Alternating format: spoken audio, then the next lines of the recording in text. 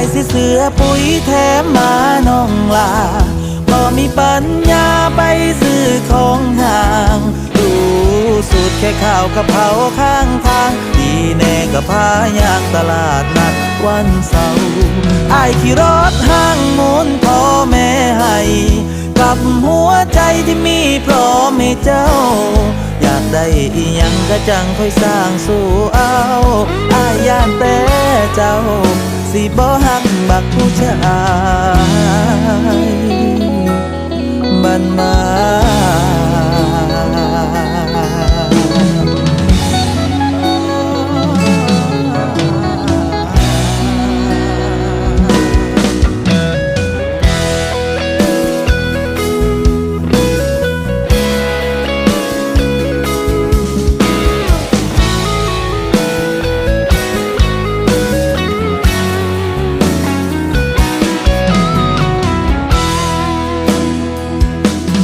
ว่า